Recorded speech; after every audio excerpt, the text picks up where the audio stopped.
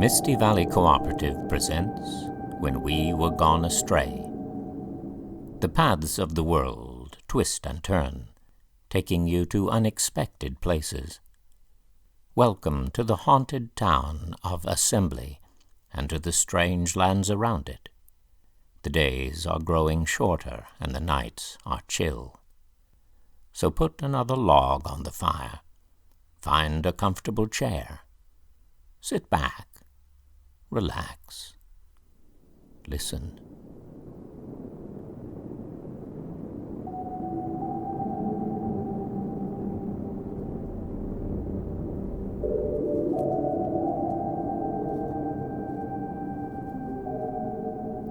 Chapter 9. Appearance. "You still sufferin' those headaches, I see," said Forby. Fletch nodded. He felt sure he had mostly recovered, but on Friday morning he had awakened sluggish and in pain. He tried rolling his head from side to side and gently pinching the bridge of his nose, but nothing seemed to help.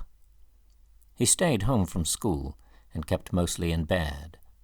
By mid-afternoon he felt better, and his father had dropped him off for a haircut. Forby tucked the drape around him and secured it at the neck with a soft cloth band. "When was your last trim? Christmas?" "I keep it kind of long," Fletch admitted, "but not as long as Silver." "He's keeping with tradition. You can't use that excuse." "Why not? Maybe mine's an afro." Forby snorted. "An afro stands up. You got ringlets." "My mom had ringlets." "Sure she did, and she got it cut over there by Miss Ellie with all the other women folk." He gestured through the new arched opening in the opposite wall. Ellie waved. "Okay," Fletch sighed, "cut it off. My ears are going to freeze this winter." "I'll buy you a cap." The clippers hummed, the metal warm where it touched his neck. Fletch closed his eyes and relaxed. Haircuts really weren't so bad. Only the confinement made him nervous. He liked the barber shop.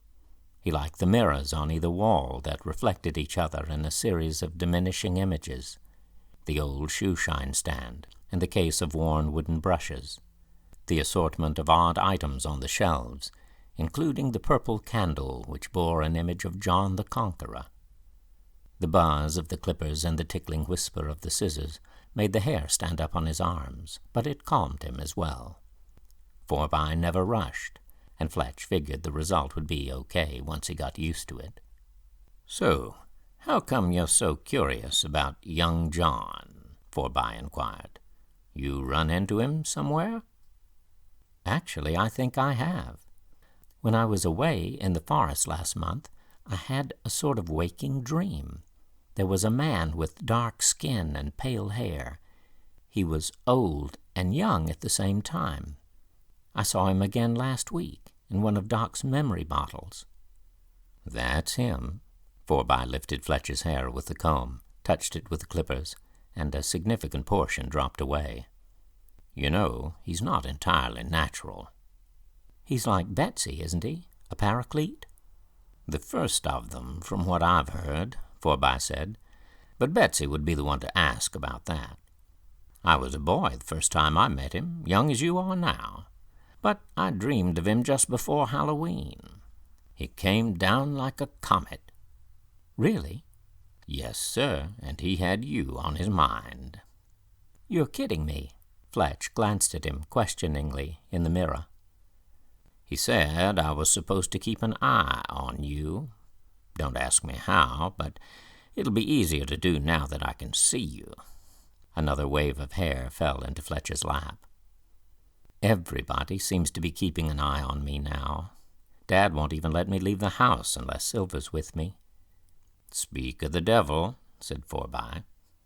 The bell rang, and Silver entered the shop. He looked at Fletch, then looked again. Forby brushed the stray hairs from Fletch's collar and gave him a splash of tonic. 10 pounds lighter." "Wow," said Silver. "You look really cute." "Give me a break." There was a boy under all that hair. Forby pointed a stubby finger at Silver. "You're next. Come on over here." "No way," said Silver. "Somebody's got to stay normal." "How much for the haircut?" Fletch asked. "No charge. Your assembly." "But how about your tip?" "I'll take a quarter." Fletch gave him all the change in his pocket, and he and Silver left the shop. Wind whipped down Rowan Street, and Fletch welcomed it. He felt feverish and unsteady. "I need a hat," he muttered. "My ears are cold already." "I could warm them up for you," Silver offered. "Here in the street? Varlet, have you no shame?" "None whatsoever." "I should probably go home and lie down again," Fletch told him reluctantly. "My head still hurts, and I feel wobbly. I'm starting to see double." "Hop in, I'll take you." "Silver, we can practically see the house from here. I'll just cut through the garden." "Not on your life. That guy could still be out there." Fletch got in, and they cut through the lane along the edge of the common garden. Silver drove him all the way to the porch steps, and they made a quick check around the yard. "See," said Fletch, "no spooky guys." "He's waiting back there in the trees, sharpening his boots. I'll call you tonight and check on you." "Okay." "Okay." Silver climbed back into the truck, and Fletch shut the door after him, then made a circular motion with his hand. Silver cranked down the window. Fletch leaned in and kissed him. "I like your hair," Silver told him. "What's left of it." "Get out of here." Fletch went upstairs and lay on the oriental rug in the library, listening to Benjamin Britten's third cello suite. His head ached, and the music was sometimes harsh, but with the sound turned very low, the spaces between the flashes of pain became longer and longer, until he felt able to separate himself from them. Separate, he thought. A rat. There is a rat in separate. Who said that? It was Laura Ingalls Wilder, wasn't it? In that moment, he was aware that something very strange was about to happen. "How do I know this?" he wondered. "Because it's happened before." He lay still, his eyes closed, waiting for a change to happen in the room. "Hey, Fletch?" He heard the whisper. Even without opening his eyes, he felt a thrill of recognition. He knew what he would see, but he still disbelieved it. This is happening. It's really happening.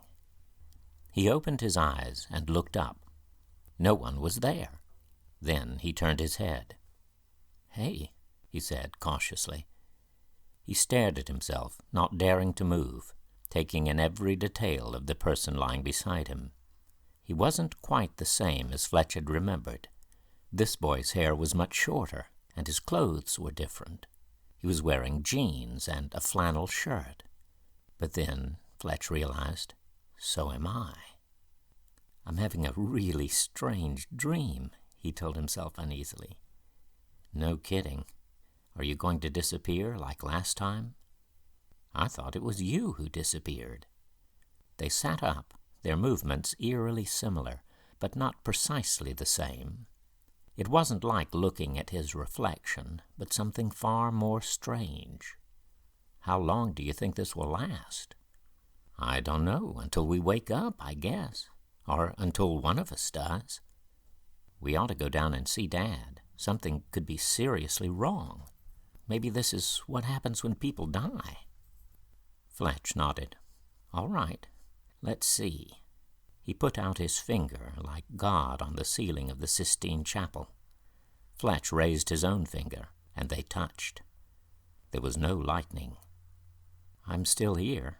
I mean, we both are." He studied himself, his curiosity mixed with an odd sense of shyness. "There must be some reason for this. It's too weird to be an accident." "Unless we really are dreaming. Pinch yourself." "That doesn't work, and you know it. I can feel pain in my dreams. The truth is, I'm feeling sort of sick, like I might black out or something." "Okay, all right.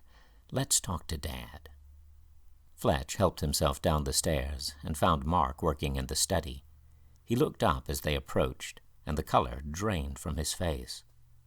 What on earth? Don't freak, Dad. It's freaky enough as it is. What the hell? It must be the forked ways.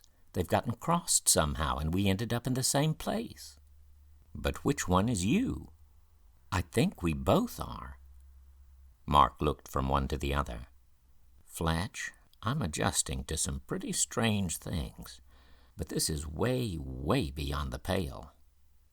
Things like this have happened before, but they didn't last this long. I'm feeling okay, but he's not. He's really dizzy. Okay, sit down. It's late, but I'm going to call Doc. He warned me about this, but I thought he was joking. When I get back, I want you both to tell me how this happened. Mark disappeared into the hall, and a moment later they heard him speaking with Doc Merritt, his voice tight with strain. Fletch looked over at the paler version of himself. How do you feel? Not good. It's like with the bad headaches, when there's some kind of loose weight flopping around in your head and you need to throw up. Does your head actually hurt? It's starting to. This could be fun. I wish I weren't so sick. Fletch grinned. Better you than me. Mark returned from the hall. He's on the way. He sounded pretty calm, but you know Doc. Nothing ever phases him. He stopped and looked back and forth between them, as if trying to decide which one to choose. He lowered himself gingerly into his desk chair, turning it to face them. All right. What exactly happened? Fletch put a hand to his brow. He closed his eyes for a minute, swallowed, tried to breathe. Well, I was listening to music in the library, and suddenly I knew something like this was about to happen. Same deal with me, Fletch said. I turned my head, and you were about a foot away, lying on the rug, looking at me like I was the creature from the Black Lagoon. What could have happened? Did we sort of split apart? Or are we from, different dimensions or something? Fletch opened his eyes. Wait a minute. I do remember something kind of different. What music did you have on the record player? Benji the Brit, cello suites. Yes, that's what I heard when I looked over and saw you.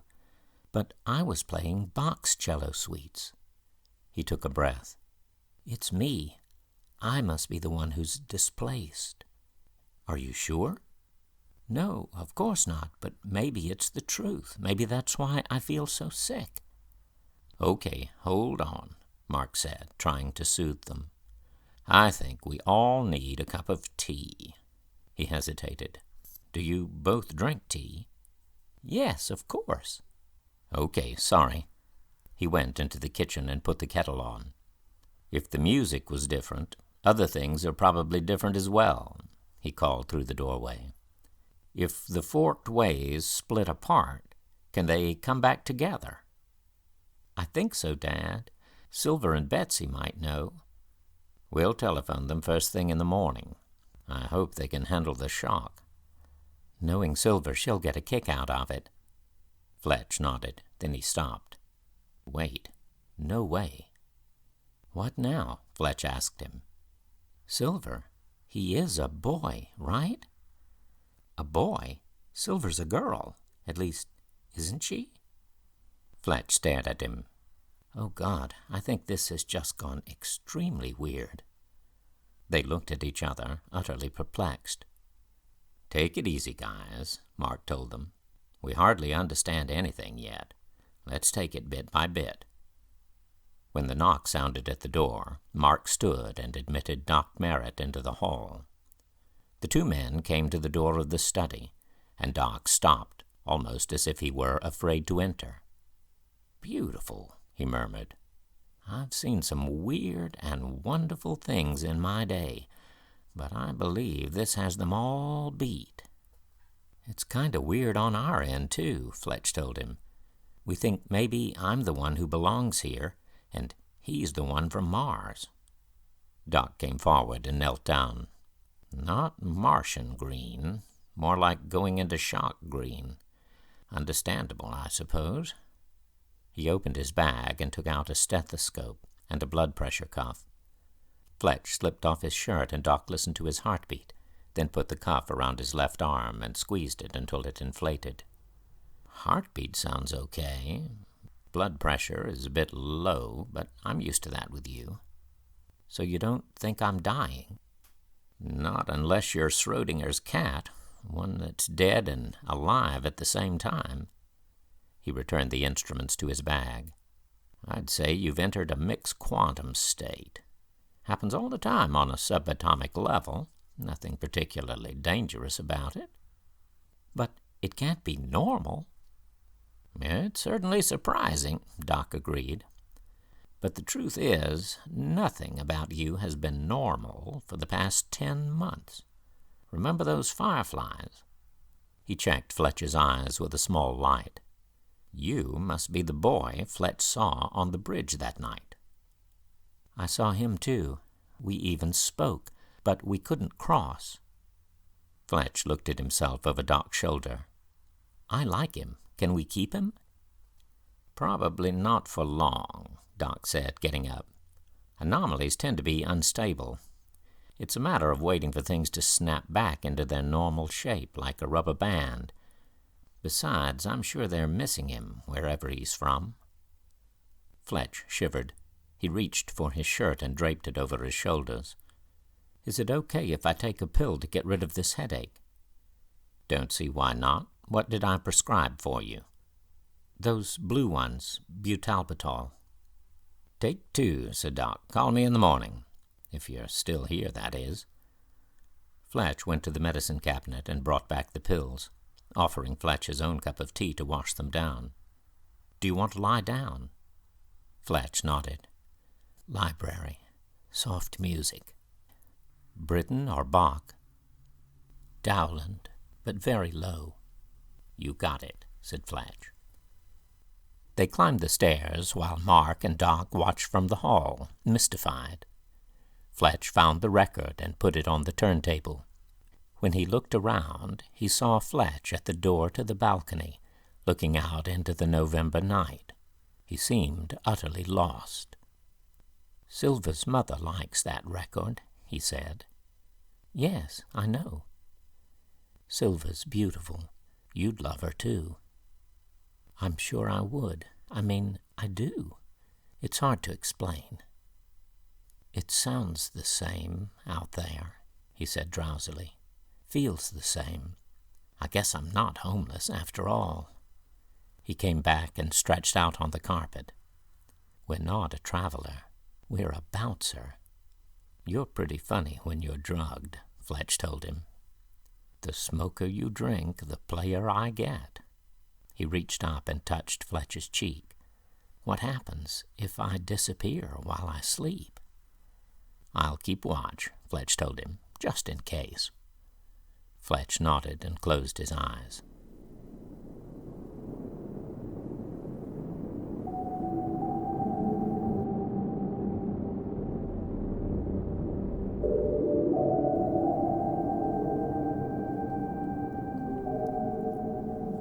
Beyond the bridge.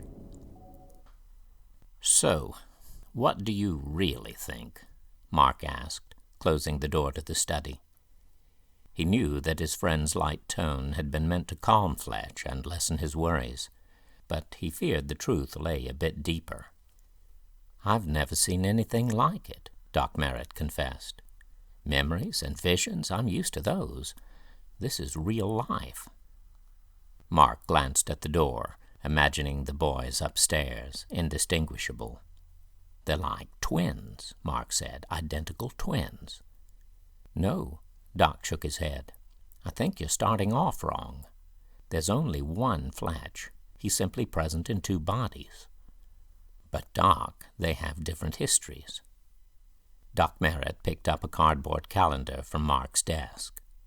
Mark, each day, each month that passes adds something to your history, but you're still the same person.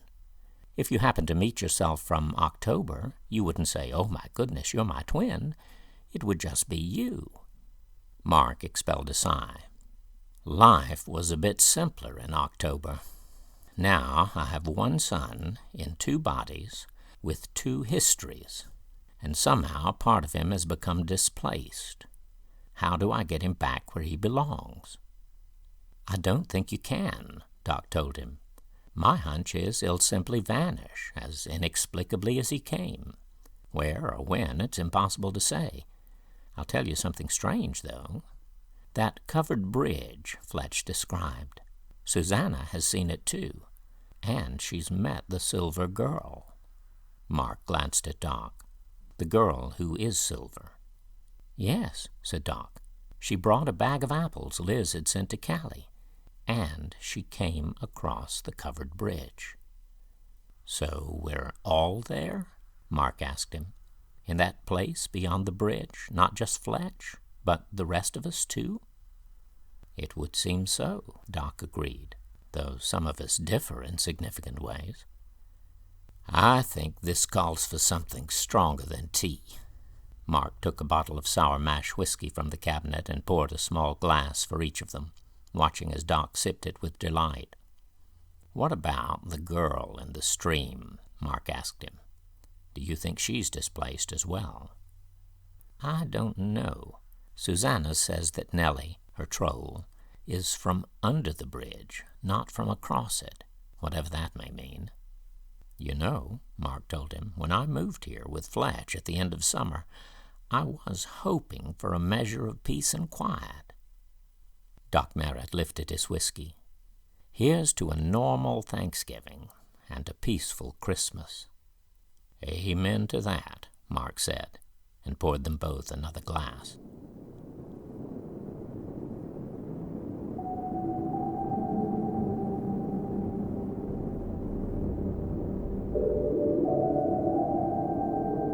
Two fish.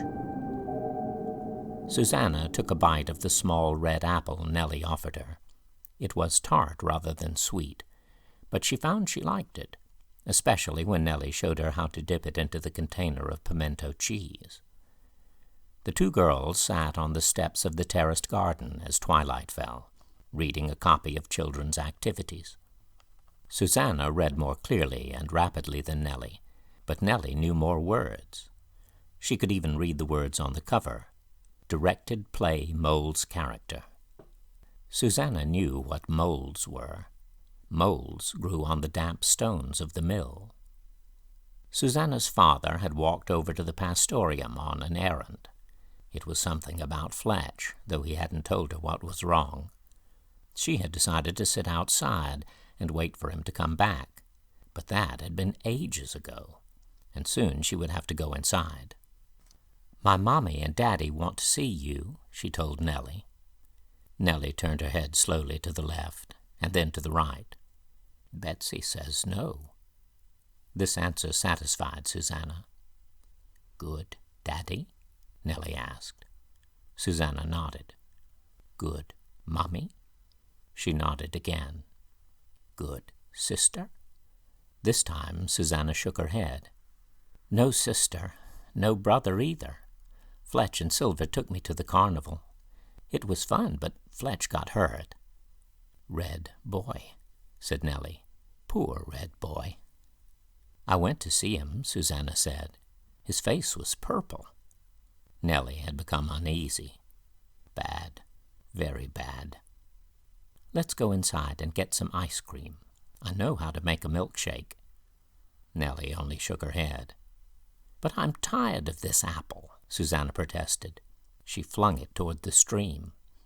Nellie slipped down the bank and disappeared. Susanna didn't hear her enter the water, but when she returned, she held two fish, both bluegills. She opened them with her teeth and fingernails and drew out the entrails, offering the liver to Susanna. The little girl took it reluctantly. "It's squidgy," she complained. Nellie ate the insides of the fish and waited, saying nothing. At last Susanna nibbled at the liver. Her eyes widened. "That's pretty yum," she marveled. "Best part," Nellie nodded, opening the next fish. "Pretty yum."